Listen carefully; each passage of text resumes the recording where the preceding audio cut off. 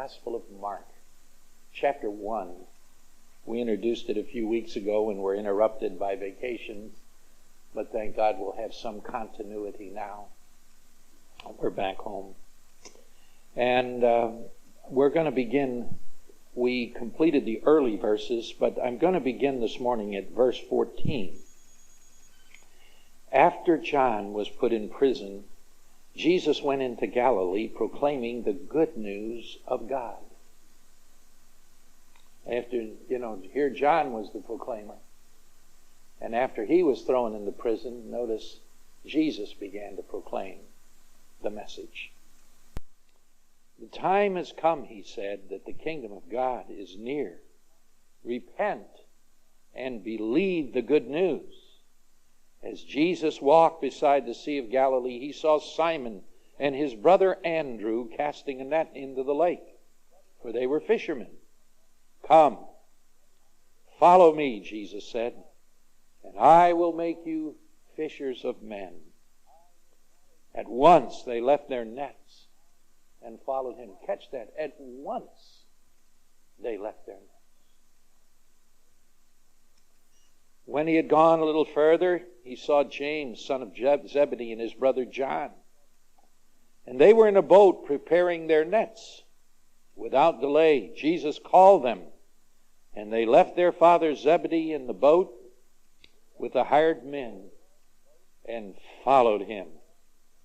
They went to Capernaum, and when the Sabbath came, Jesus went into the synagogue and began to teach. The people were amazed at his teaching because he taught them as one who had authority and not as teachers of the law. No sooner had Jesus made his decision, that is, to identify the last sermon we preached. You remember it was to identify with John the Baptist and what he was doing, and the call to repentance and the call to spiritual renewal of the nation. Jesus went out to the water and identified himself with John the Baptist and said, baptize me. And John says, no, I need to be baptized of you. Jesus said, let it be so now, because I want to be a part of this great movement back to God. And so Jesus made his decision to identify with that. And then he decided his method, which was preaching and teaching. And so he had decided to make that decision to identify, and his method was preaching and teaching. And then the next step was to build his staff. That's the proper step for anyone in management.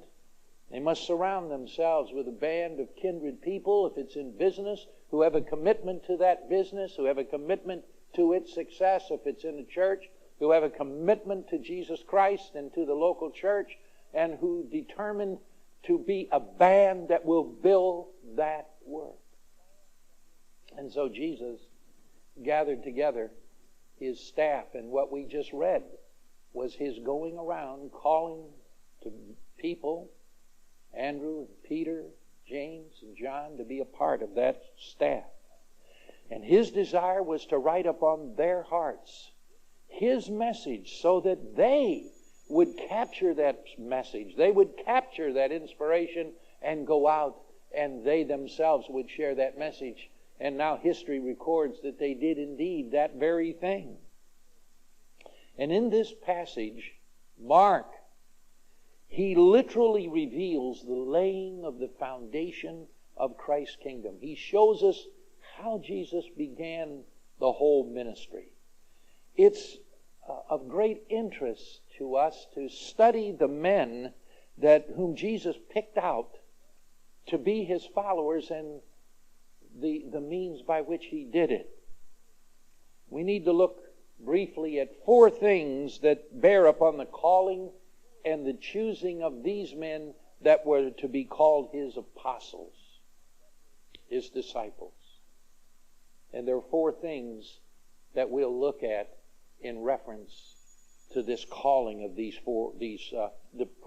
particularly these four: Andrew, Peter, James, John. First, we need to notice what they were when Jesus called them. What they were when Jesus called them. They were simple people. They did not come from the schools of at Jerusalem or Rome. They were not people of significant import and education. You know, sometimes churches forget this when they call pastors or in between pastors and they're looking for pastors. And when they're looking, they begin to look at, well, what kind of degrees does he have? Never forget that some of the greatest preachers that God has ever called were not degreed. Dwight L. Moody had a 5th grade education. I think he did a pretty good job. Don't you? Billy Sunday never had any theological training. He was a professional baseball player in Chicago. I think it was with the Chicago White Sox. He was the greatest base stealer of his time. And the Lord saved him at Pacific Garden Mission. Called him to preach the gospel. I would say that 1 million people that walked down the sawdust trail to personally shake his hand and make their confession of faith in Jesus Christ, I would say that was a fairly successful ministry. But if human beings were picking them out, they would have gone through the resumes and say, Billy Sunday? Oh, no, we're not going to choose him for evangelist. He doesn't have the right background. Billy Graham. Many people do not realize Billy Graham has never been to anyone's seminary. He went 3 years to my alma mater, Trinity College, which was in those days called the Florida Bible Institute. He went 3 years there, and because they did not confer degrees at that time, he went 2 years to Wheaton College to get his BA degree, and that's the only degree that Billy Sunday has ever had. He doesn't have a master's degree. He doesn't have a seminary degree. But I think he's done a pretty good job, don't you? Matter of fact, when Phyllis and I were privileged for about a half hour to be with him personally, by mistake, not that I was granted any special privilege to be with him, but I just happened to be a VIP at Dr. Watson, the founder of Trinity College's request. And we happened to get into the wrong room. And Billy Graham was there for a press conference. And we were hosts, and the rooms got mixed up. And so Phyllis and I and Bill Klein and his wife were the only four there with Billy Graham. And so I was privileged to sit on the couch and begin to talk to him. And the reason I mention that is this, that in talking to him, I asked him what was the next steps. And he said, well, after this, I'm going to Dallas Theological Seminary, and they've asked me to speak to the students for some days. And then he kind of chuckled, and he said, it's interesting that God lets me go to Dallas Theological Seminary to speak, and I've never been to one. Never been through seminary. And he thought that was quite humorous that here he was going back to speak and have never graduated from a seminary. As a matter of fact, do you know, of all the greatest evangelists in history, none of them were highly educated? None. The only one that comes close to that is R.A. Torrey. R.A. Torrey was very highly educated. He was chosen, handpicked by Dwight L. Moody to succeed him when he founded the Moody College at that time, which later became Moody Bible Institute. And R.A. Torrey guided that, but very highly educated, very brilliant and godly man who followed in the heels. But as many of you know, R.A. Torrey never reached the stature of Billy Sunday, Billy Graham, or Dwight L. Moody. You know, God picks people, not on the basis education, because sometimes people depend on education more than the Lord. They figure they have all of this knowledge, they know the Greek, they know the Hebrew, and so therefore you begin to depend upon your brilliance, your human capabilities.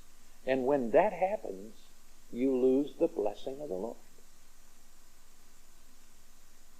So whenever a church looks at pastors, they ought to just seek God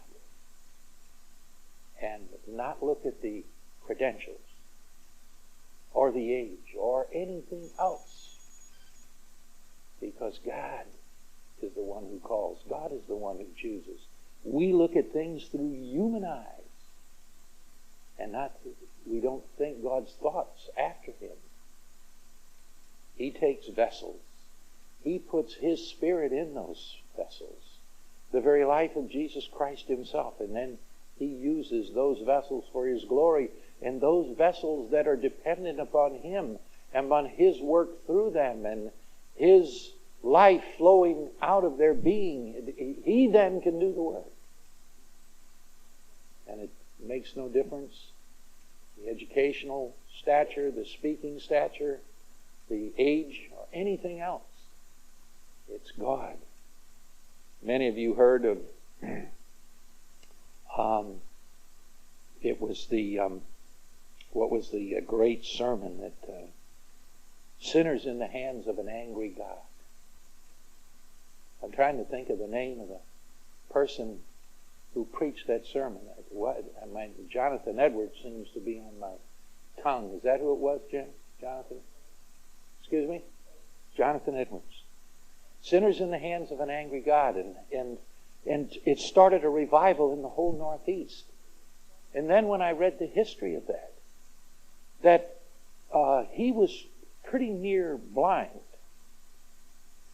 And when he preached that sermon, he took his notes, and it was up here, and virtually read the notes. Virtually read the sermon. Which would, in my thinking, human thinking would say, boy, people must have been bored out of their gourd. A guy just reading his sermon. But God used that sermon to start a revival all over New England. Sinners in the hands of an angry God. So it isn't our capabilities. It isn't our abilities. It's our availability to the living God and our willingness to allow Him to be God and King. And so this is what the Lord was doing, calling simple people. Simple people. They weren't drawn from the clergy or the aristocracy. Just think of when God called Billy Sunday back in the late 1920s. God could have... There were all kinds of clergymen in this country, well-trained, well-educated, and great preachers. But God didn't call them. He called Billy Sunday the baseball player. You can't put God in a box, can you? You can't say this is the way God's going to operate on anything. You just have to let Him be God. That's all. That's the only thing, the only way it works. They were not learned. They were not wealthy. What were they? They were fishermen. Now that's certainly a worthwhile trade, especially those of you that love fish. Thank God for fishermen, right? But when you think of it, when you think of a man who plies his trade as a fisherman, they don't class him in the professional arena with lawyers and doctors and those kind of people, do they? My point is, Jesus chose ordinary people. I think there's a gospel song, Jerry, if I'm not mistaken, Ordinary People. I think I've heard that song. Ordinary people. Now No one ever believed in the ordinary person as Jesus did. George Bernard Shaw, many of you have heard of him.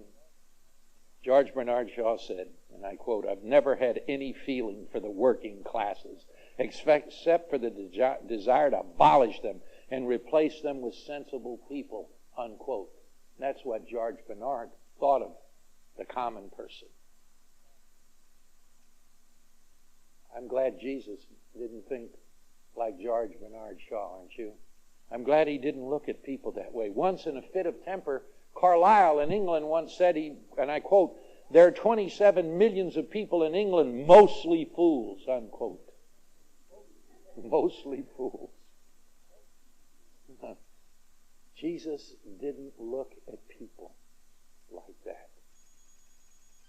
God doesn't use people who think like that.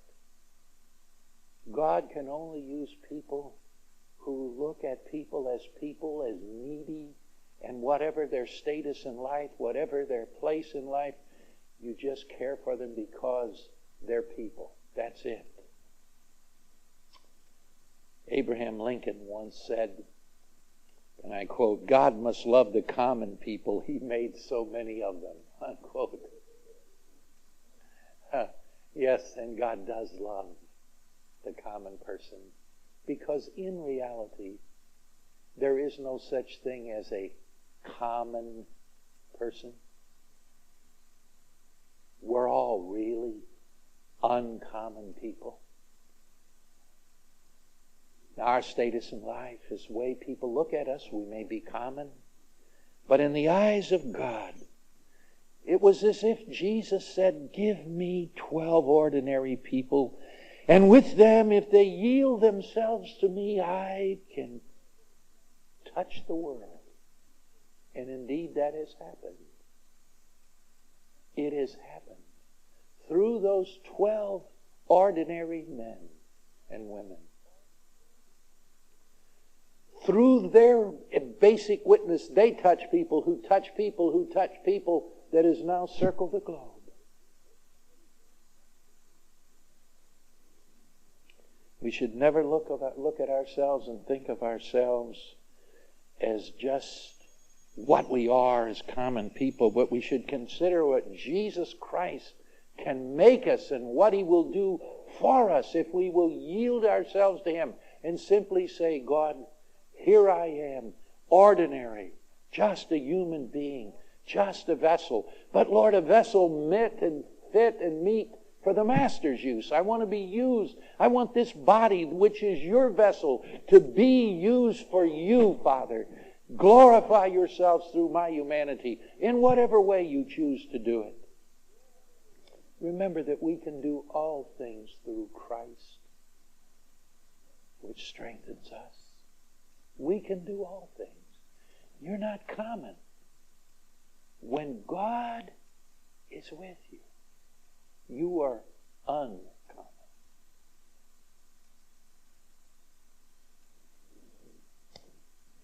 But not only look at what they were, but what were they doing? What were they doing when Jesus called them? Well, you know, if you thought it would be something extraordinary, that profound that I was going to bring up at this moment, you know, it's not. Because what were they doing when Jesus called them? Just doing a day's work. They were, in one case it says they were preparing their nets. Another case, get ready to go fishing. Catching fish, mending nets. That's what they were doing.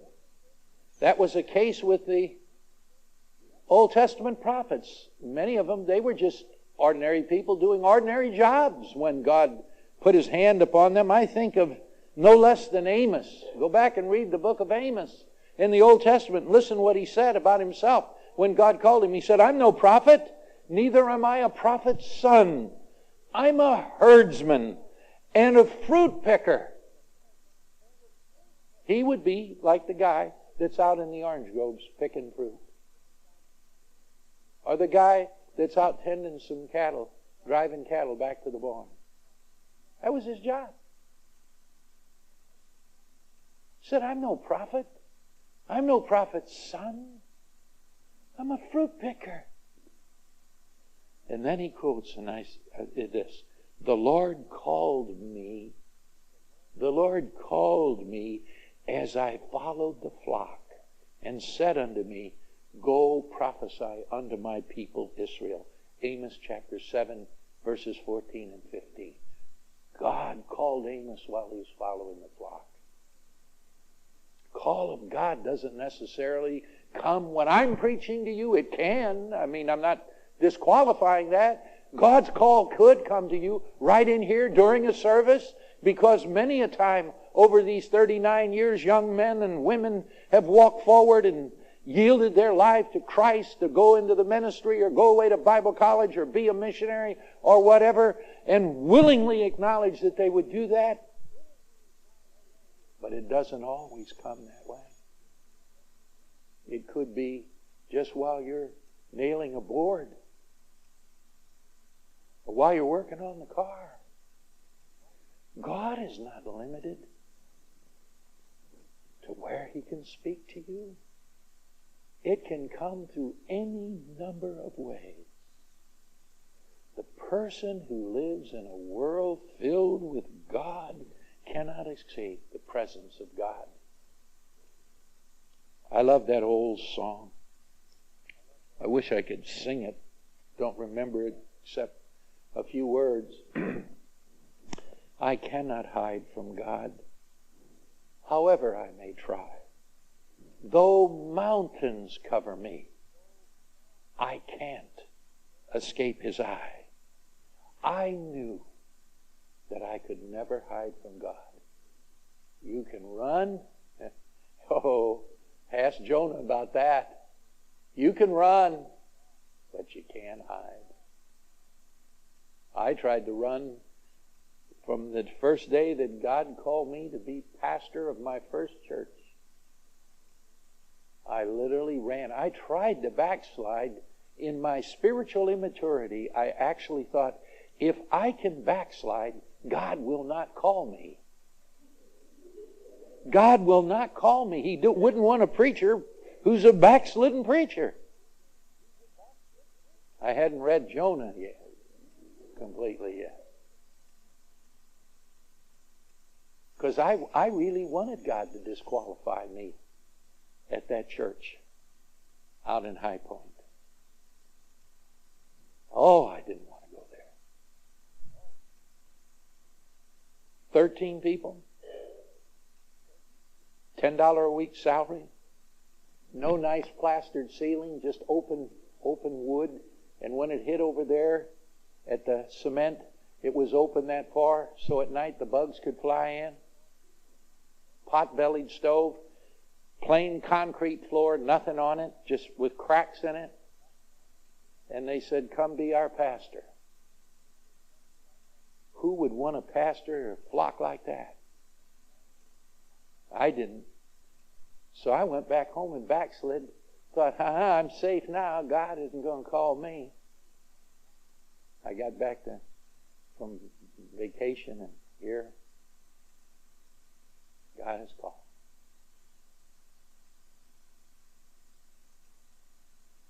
Finally had to accept the call of God.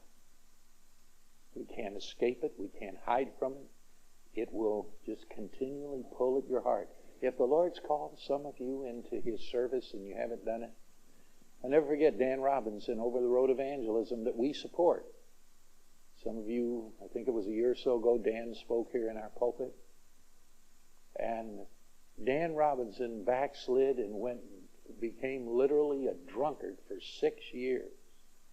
He punched a deacon in the mouth, cussed the pastor out, tore up a Bible, walked out of the church, and went for 6 years backsliding, drinking, boozing, cursing, everything possible.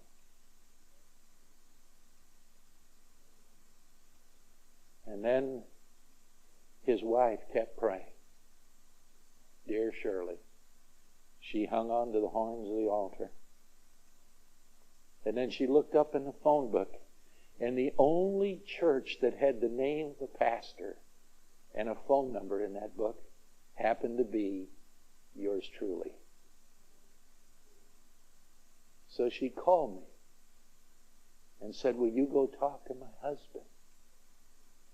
Well, I did. But he just got mad at me and ran me out of the house. Of course, if you know Dan, and Sam Ely knows him real well, he's still tough, rough, gruff guy. A real choleric. And he ran me out of the house. So I told him, I just said, well, can I have a prayer for you? So he let me pray. And I said, love to have you come to church. And, would you do it? Would you think of it? Well, I didn't see him that first Sunday. And the second Sunday, way back at the back of the building, just like that missionary board is back there, there was a big missionary board at Old Grace Baptist when I was pastoring there. And he sat down on the very last seat against the wall right underneath the pictures of missionaries. His head would rest on him if he leaned back. Well, suffice it to say that we kept on after him, and finally I sicked Dr. Pepper on him. And that's like a bulldog on a Rottweiler. Right? Ron, old Pepper, sick him on you and you had it. And finally at 1 o'clock one morning, Pepper got him down on his knees, and he had a gun. He was going to commit suicide. He was so miserable and so wretched, he was going to commit suicide. And old Pepper got through praying with him, and at 1 o'clock in the morning, he handed Pepper the pistol, rededicated his life to God. I mean, that very next day, he quit his job. He went and enrolled in Trinity College. He went into the ministry of over-the-road evangelism, and in that to this very day. And he told me this: I would sit at a bar boozing during those 6 years, and he said, while I was doing it, I would think, what if Jesus came? What if Jesus came now and I'm in this position? And he said, I'd have to drink faster and drink more to drown that out of my head. The Lord, somebody wrote that poem, The Hound of Heaven. God hounded Dan Robinson for 6 years until he did what God called him to do. You would say, who would want a guy, a boozing, cussing guy like that to be a missionary? God did. God did. And now he's won thousands of people to Jesus Christ. Truckers, started 2 churches, on and on, still going, 70 years old, still going strong in the gospel of Jesus Christ. No quitting, no giving up. That's what God does. God calls you anywhere, any place. He'll call you in that bar while you're backslidden and away from God. But to hurry along, third thing, notice how he called them. It's interesting. This truly is profound in its simplicity. How did Jesus call them? If you go back, I just read it to you. He simply went by. He walks by these ships. These guys are preparing the nets. He says to Andrew and Peter, follow me. Can you imagine that, Jerry? I just look at you. You're sitting. Follow me. And they got up and walked. They got up and followed. Twice. To the others, James and John, same thing. Follow me. Jesus didn't say to them, I have a theological system that I'd like you to investigate. He didn't say, I have some theories that I'd like to run by you and we can philosophize about. I have an ethical system that I would like to discuss with you. Nothing like that. Jesus simply walked up to their boats, looked in the eye, and said, follow me. And they did. Think of the power dynamic of a person that could walk up to you and say, "Follow me." And you follow. The whole basis of Christianity begins with our reaction to Him, our reaction to Jesus. For most of us, following Christ comes from falling in love. It's been said that we admire people for reasons, but we love them without reason. I'll never forget Dr. Bragg used to say, you can't analyze love. The moment you begin to analyze why you love your wife, or why you love your husband, when you begin to analyze, especially after 30 or 20 or 30 years, and you start to analyze, you begin to kill it. You'll kill it. You've got all the reasons to say, why should I love this guy? Oh, my worlds, with all these faults and whatever. You can't analyze love. You can't reason. It just is.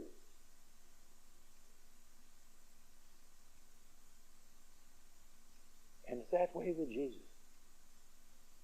I mean, when you think about it, you love a person that you've never seen, that you've never shaken hands with. I'm talking in a physical sense. You've never looked them in the eye. You've never talked verbally. And yet you love them. Even Peter, long afterwards, said, whom having not seen we love, and rejoice with a joy unspeakable and full of glory.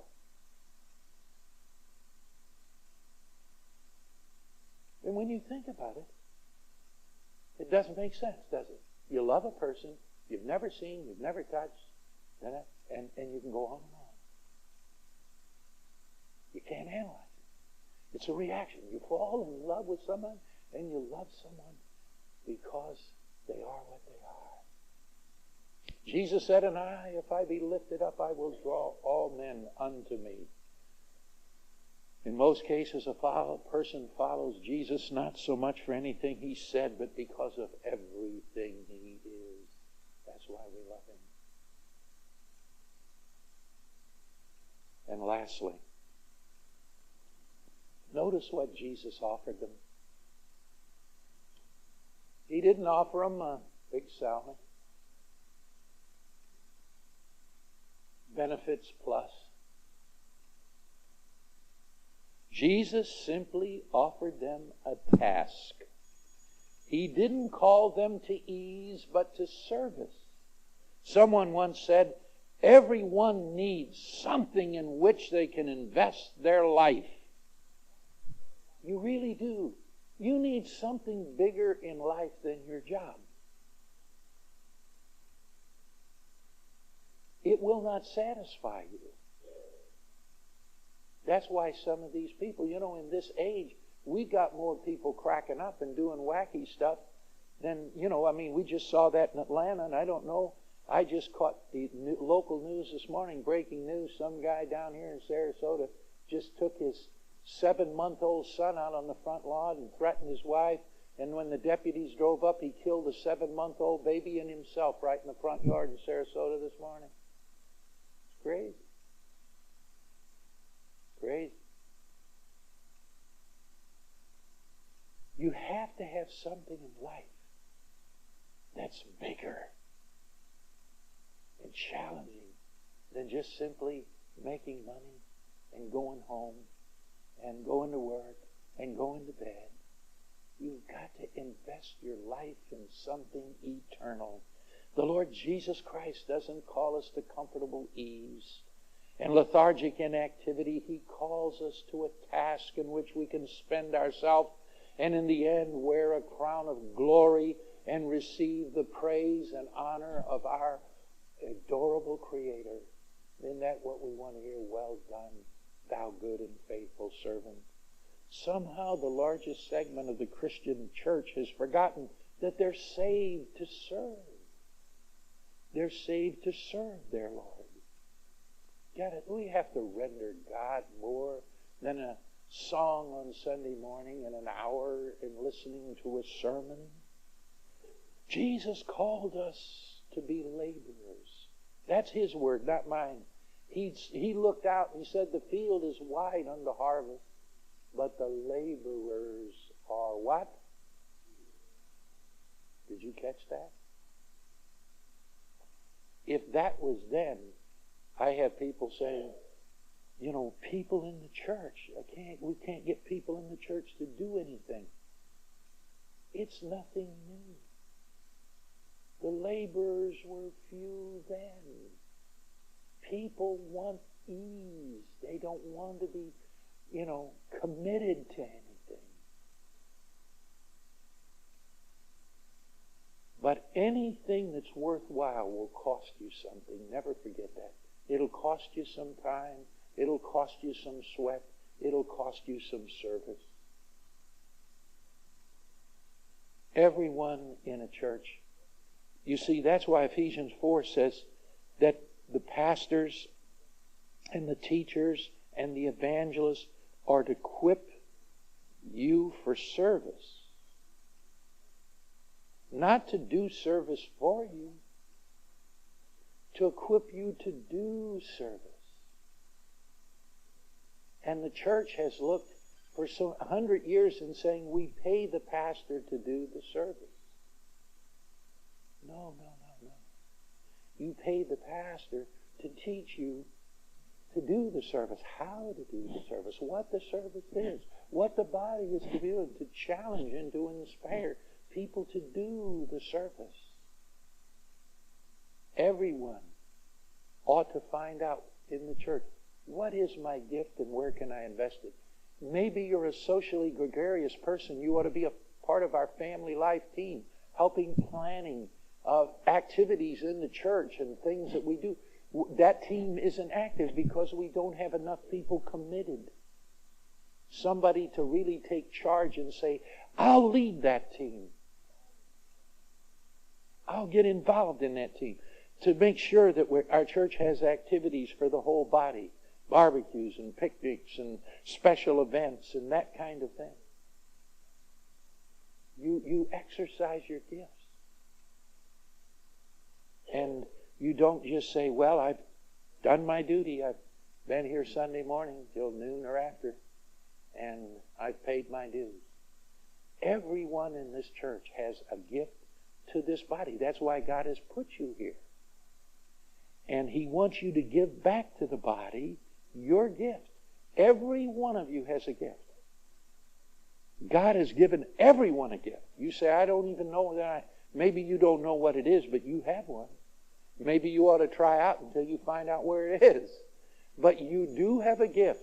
And God has gifted you to enrich the fellowship, the church where you go, so that you bless that body with your gift. Jesus said we're laborers.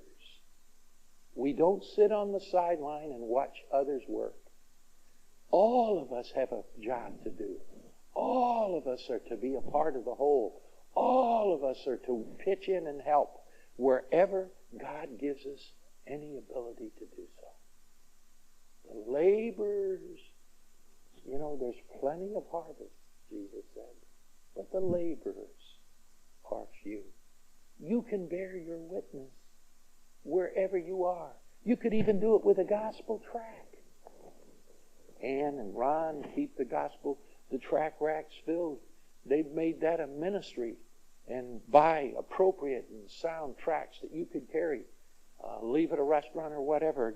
Like last night, I'm a chaplain over in Gibsonton, and I offer a prayer on Saturday nights, and a chaplain at a track. And the man that's the state representative for Budweiser came up into the glass booth where I sit, and so I began to talk with him. He's a nice young man, got a big job with Budweiser. And I said to him, I know he's into racing, I said, what do you think of Jeff Gordon? Oh, he called him a name that I can't repeat in church. And I said, well, why do you feel that way? He said, well, because he's with Budweiser. 2 Budweiser girls were there, and if you ever seen the Budweiser girls, those skirts, they fit them like they've been sewn into every crease. You know what I'm saying? And so 2 of the Budweiser girls, and he wouldn't